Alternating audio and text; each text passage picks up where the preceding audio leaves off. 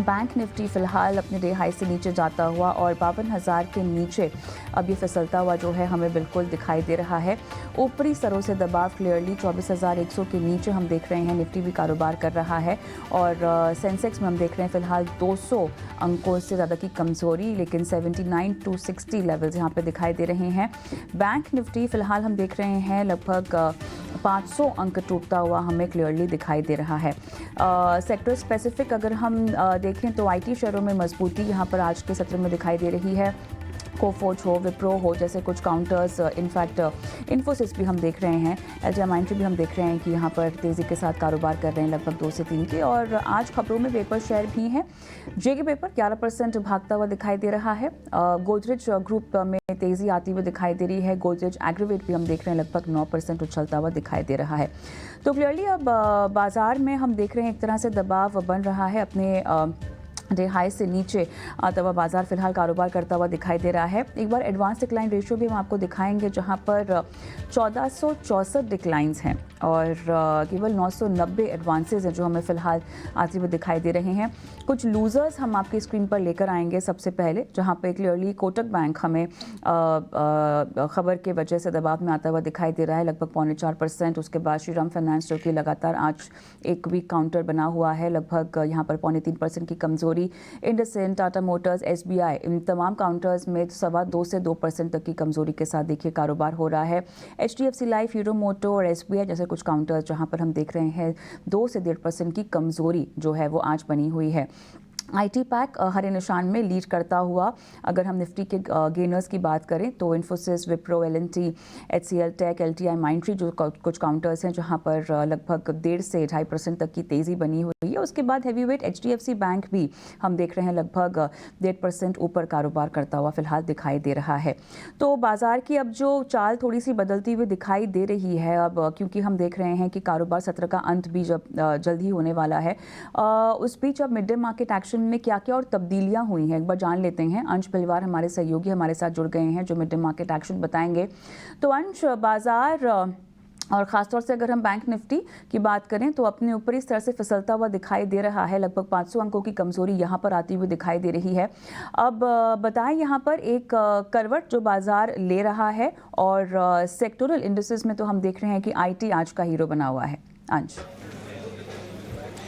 जी बिल्कुल, अगर पूरे ब्रॉड इंडिसेस की बात करें तो Nifty, mid cap, small cap सब ने ही रिकॉर्ड हाई का स्तर छुआ है और सभी ऊपर के स्तर से बिकवाली देख रहे हैं। अगर सेक्टर इंडिसेस की बात की जाए तो बेस्ट परफॉर्मिंग सेक्टर के तौर पे हमें निफ्टी आईटी इंडेक्स नज़र आता है, जिसने कि 3 महीने के ऊपरी स्तर को भी छुआ है। ये कल भी हुआ था, आज भी हुआ है, तो आईटी में अच्छी खरीदारी कंटिन्यू होती हुई नज़र आ रही है। इस लिस्ट में देखें अगर आईटी के टॉप गेनर्स में तो यहाँ पे कोफोर्ज, विप्रो और इन्फोसिस में अच्छी खरीदारी होती हुई नज़र आ रही है। अब वर्स्ट परफॉर्मिंग सेक्टर की बात करें तो निफ्टी पीएसयू बैंक इंडेक्स नज़र आता है जो कि वर्स्ट सेक्टरल परफॉर्मर है और साथ ही साथ में निफ्टी बैंक में भी एक्चुअली कमजोरी आ रही है। लेकिन निफ्टी पीएसयू बैंक अगर लिस्ट देखें तो यहाँ पे Indian bank, bank of India और एसबीआई में भारी बिकवाली नज़र आ रही है। दरअसल आज पूरे ही बैंकिंग स्टॉक्स में प्रेशर नज़र आ रहा है क्योंकि आज फिन निफ्टी एक्सपायरी भी है वीकली वाली, जिसकी वजह से आज पूरा बहुत मूवमेंट नज़र आ रहा है।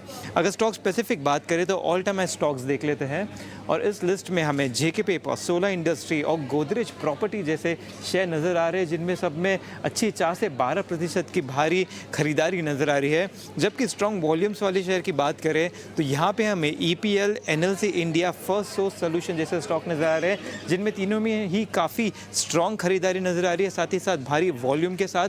तो ये इन्वेस्टर का काफ़ी एक पॉजिटिव सेंटिमेंट दिखाता है इन स्टॉक्स के लिए। इन स्टॉक्स पर नज़र रखें।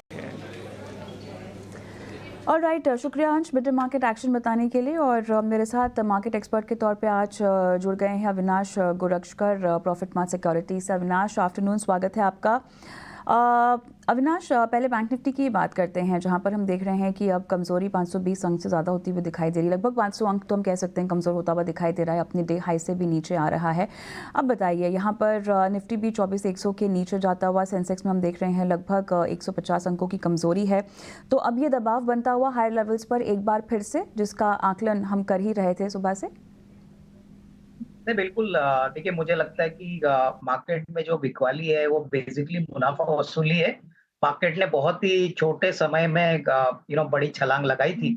तो ये प्रॉफिट बुकिंग है मेरे ख्याल से। देखिए, 24,000 का लेवल इंपॉर्टेंट है। अगर मार्केट आज 24,000 को रिस्पेक्ट नहीं करता है, उसके नीचे अगर बाजार बंद होता है, तो मेरे ख्याल से बिकवाली का प्रेशर और थोड़ा समय के लिए आएगा। बट मेरे ख्याल से निवेशकों को कोई पैनिक सेल ऑफ करना नहीं चाहिए। मेरे ख्याल से गिने-चुने जो अच्छी कंपनी, क्वालिटी कंपनीज़ है, वहाँ पे तो कोई भी गिरावट अगर आती है तो खरीदने का मौका समझना चाहिए। लेकिन जो शॉर्ट टर्म ट्रेडिंग वाले जो प्लेयर्स हैं, उनको अपने स्टॉप लॉसेस टाइट रखने चाहिए क्योंकि हो सकता है कि आज और कल की थोड़ी-सी बिकवाली का प्रेशर कंटिन्यू हो। तो शॉर्ट टर्म में थोड़ा पेन होगा बट मुझे लगता है कि लॉन्गर टर्म में एटलीस्ट बजट के पहले मेरे ख्याल से ये वोलेटिलिटी काफ़ी स्वाभाविक है। एब्सोल्युटली, लेकिन अविनाश, यहाँ पर मेजर सेलिंग आपको कहाँ से आती हुई दिखाई दे रही है? क्या हम लार्ज कैप्स, हैवीवेट्स में कमजोरी देख रहे हैं ज़्यादा? देखिए, दोनों लार्ज कैप, स्मॉल कैप्स और मिड कैप्स मेरे ख्याल से जब बिकवाली आती है तभी आपको सारे बड़े जो पहले दिग्गज शेयर होते हैं वहां पे फोकस करना चाहिए। आज बड़े स्टॉक्स जैसे आईसीआईसीआई बैंक कहिए, कोटक बैंक कहिए, इसमें काफी भारी बिकवाली है। कोटक में तो नेगेटिव न्यूज भी मिली थी तो उस कारण से भी स्टॉक नीचे है।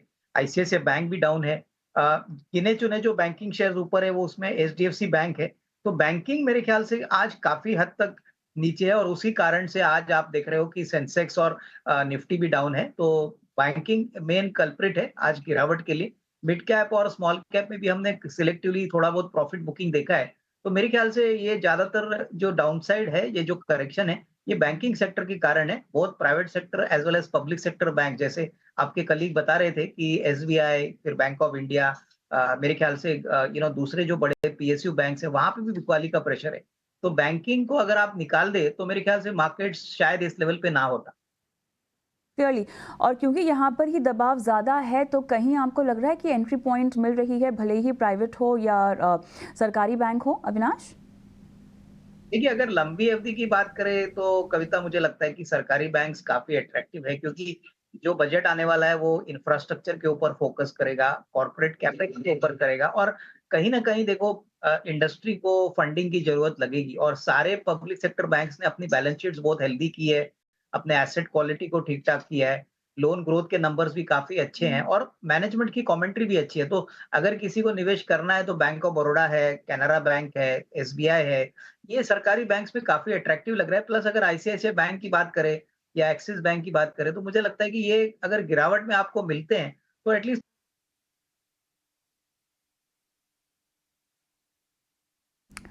चलिए, मेरे ख्याल से यहाँ पे कुछ संपर्क टूटता हुआ दिखाई दे रहा है अविनाश के साथ। हम एक